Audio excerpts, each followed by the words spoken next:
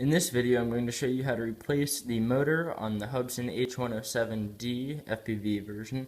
So just to show you that it doesn't work, plug that in, plug this in.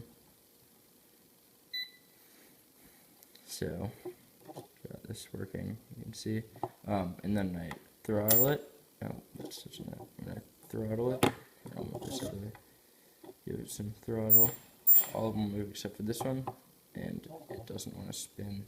It does if I force it, but I can tell it's forced. And these I can all just spin. That one just doesn't go. So this motor is busted. So I'm going to show you how to replace it in this video. So I'm going to start by flipping the quad over. I also made a modification to this, which makes the range better. And if you're interested in that, I will post a video on that. So you flip this over and pop out the screws in here. Make sure you save these.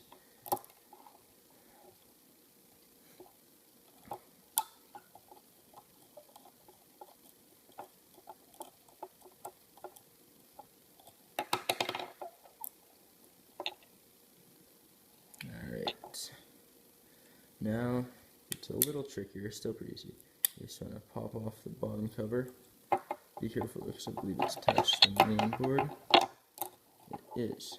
So you don't want to detach it there. As you can see, it's attached to the main board. And if that breaks, then you lose your FPV connection, which makes it slightly more challenging, but still doable. So, to make things easier to work with, I'm going to take apart the top frame as well, so that we can get to the actual FPV transmitter area. And that way, we won't have to deal with this being the way while we're trying to solder it. Actually, yeah.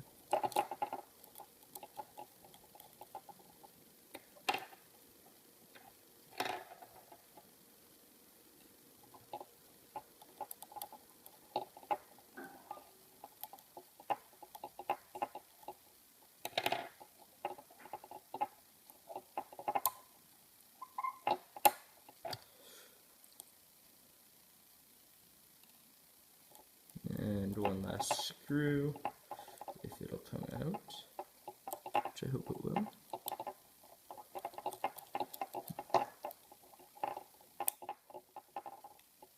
Gotta give it some force, I guess. Alright, so got these screws out, then this part pops out, and I believe I may be able to.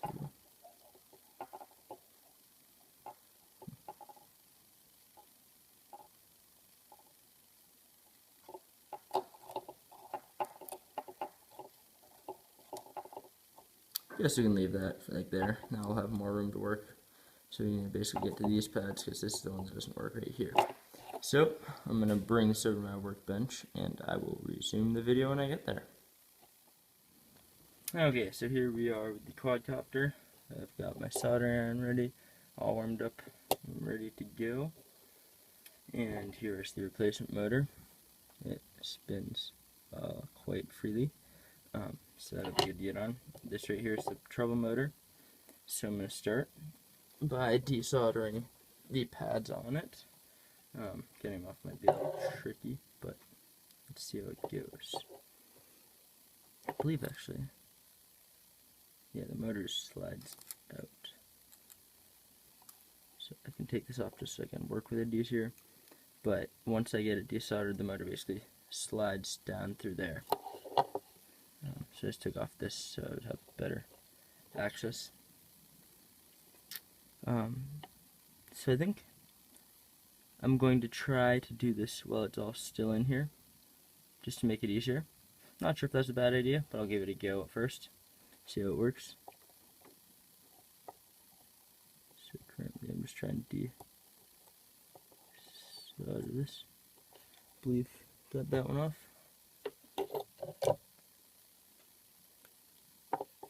Oh, those are too big.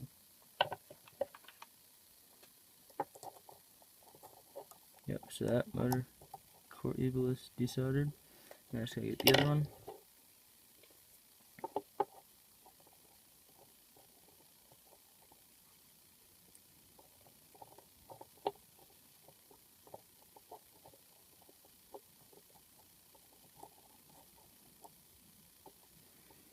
I think that might have worked. I'll just double check it.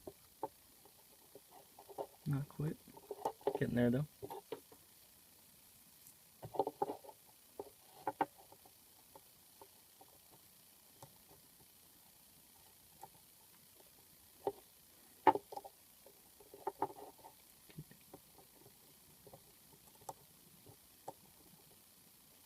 So I believe that's off now. Let me just see if I can move it off. Oh, I guess it's still connected. Doesn't want to come off.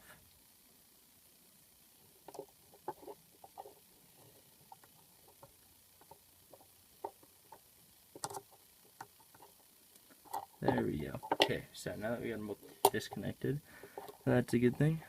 Just gotta pull up through here. Alrighty. So now to get the motor out, I believe,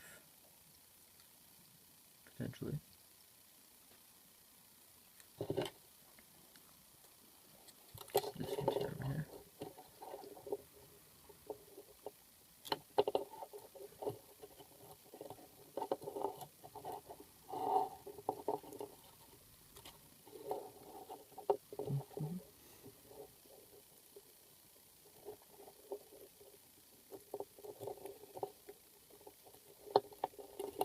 So currently I'm just trying to push it out.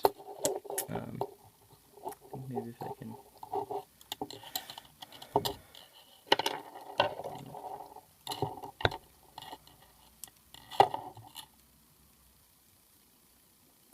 There we go. So, got the motor out, the one that doesn't spin, as you can see. Now time to replace that with a working motor, which I have right here.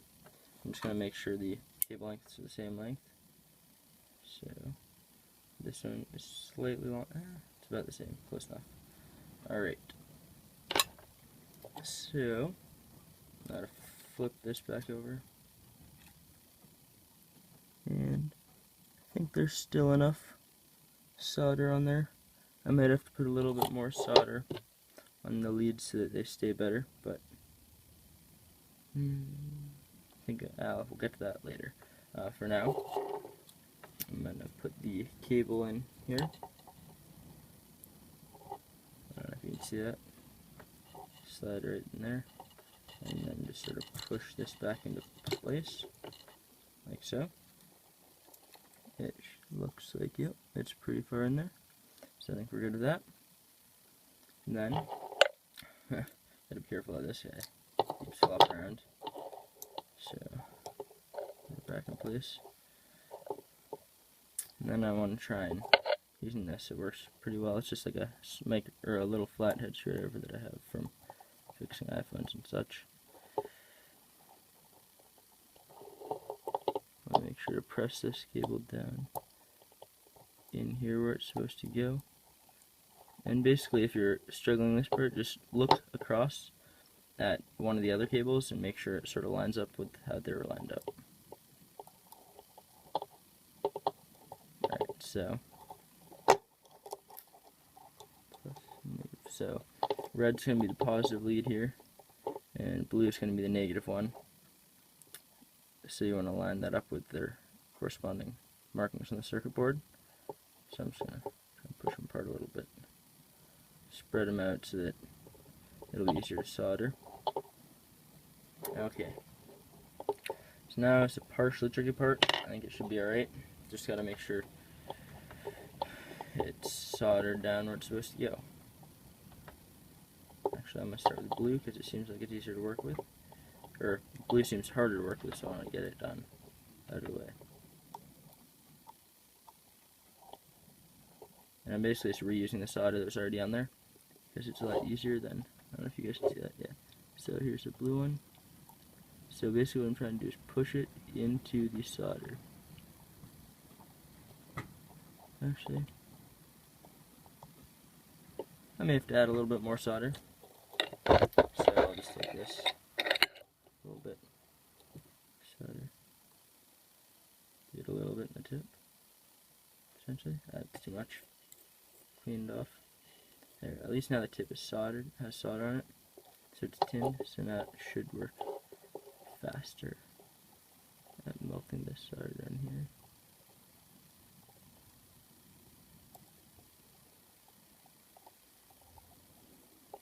This is the pain.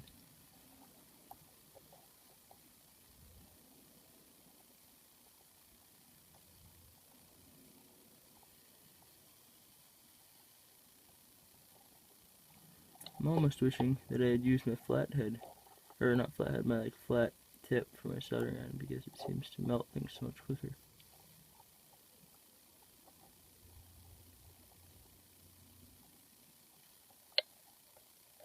There we go. So, alright, that's a horrible joint, so I'm going to have to fix that up a little bit. And at least I know it's possible to get it now. Whew. Oh, it just seems to be burning my fingers.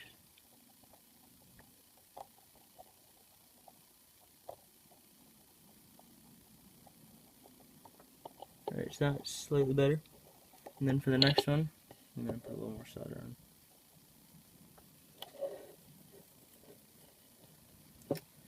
Alright, so now for the red one, this one might be a little trickier.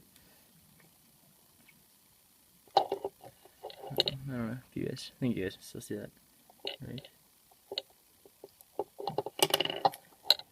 So, the red one doesn't seem to want to cooperate. May have to get my helping hands in here, help out, which is what I'm going to do. I don't know what they're going to do right now, but let's just see if I can use them to hold it in place. So I'm going to this and want it to go like so. That didn't really use these very much, but I think it is in a solderable position now. Let's hope. Alright, there it goes. Hope you can see this. Ooh, ooh, ooh. As long if it just stayed there, it would have been perfect.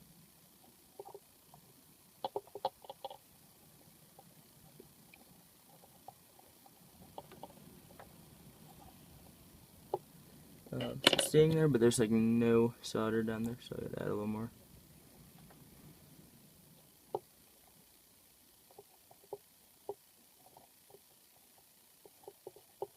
Alright, so it's a big blob. I think they're both still connected. Blue needs a little more. Might as well just fix them up, but I hope I don't screw everything up for the blue though. Alright, so they're both soldered in place. Got some nice big blobs on there. A little too big, but should work for now.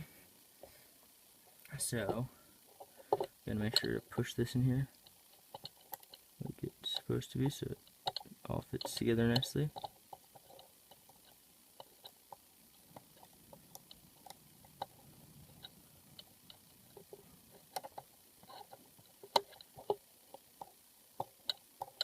Alright, it's getting there. I want to make sure to keep it out of that whole area right there, because that's where it clips in with the frame. Alright, so I'm going to bring you back to my other place I was filming at for the assembly, because all the parts are still over there. So the video will resume in a second. That's you soldered on, so we're almost done. We just gotta put it all back together, and then it should be up and running. So stay tuned. Okay, I'm back, and now it's time to assemble it, and then it should be good to go. So start off, gotta put this part back in here. So make sure the camera's still pointing out. It is. That right over the camera, and so everything's pushed down. It looks good. So got to put in all the 4 screws originally here.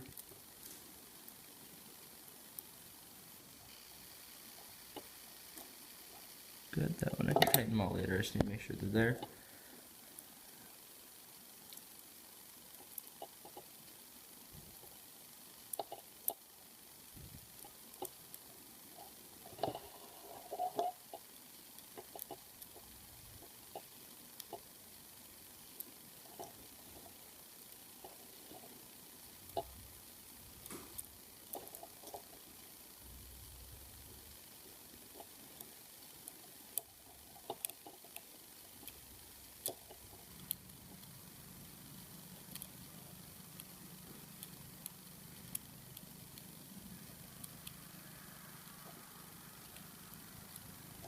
And one last screw. Sure, pain. They're so small. Alrighty.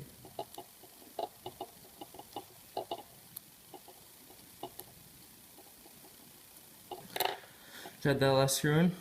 So now just gotta make sure that this will go on right without harming the cable at all, and that these will stay in place. Alright, so I think we're all set. I'm just gonna try and push this down.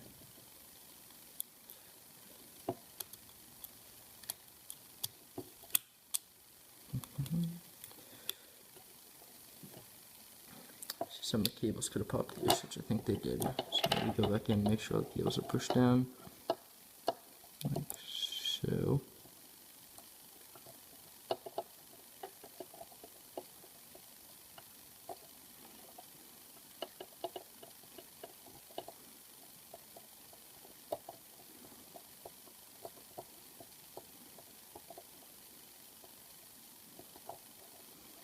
Alright, it looks good. I think that was the only one that was causing problems. So,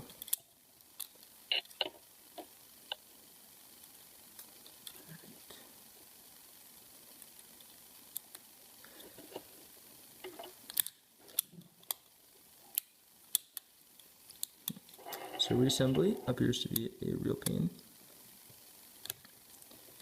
And they have all these safety features which make it hard, like the legs can pop loose, which is very great because it saves your quad from dying, but makes it hard to put it back together sometimes. So, I think it is all assembled now. Pops up a little bit there because I think the solder pads are a little too big, but that's fine for now.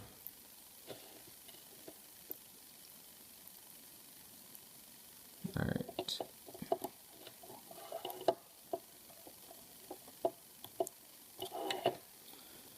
Let's put in another screw on the other side.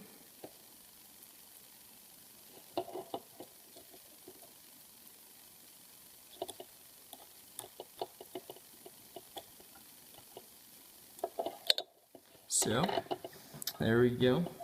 It's all put back together. I'm just going to pop on this blade.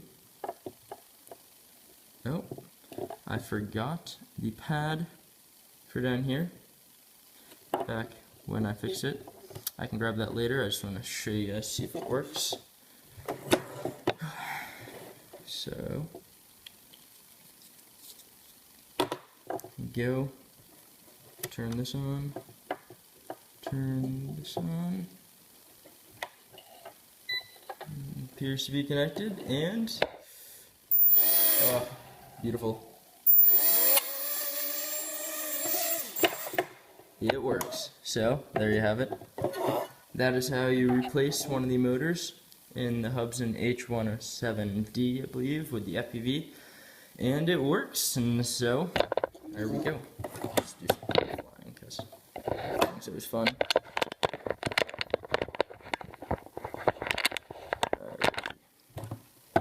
Here we go.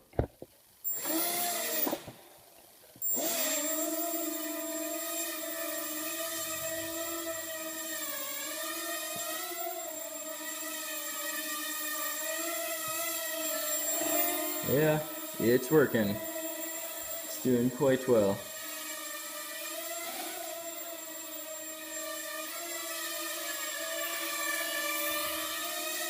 And there you have it. That right there is how you fix the motor. Thanks for watching. If you have any questions or anything, feel free to leave in the comments. If you want to know how to do the antenna mod that I have here, you can leave that in the comments as well, and I will be sure to show you. Thank you, and have a nice day.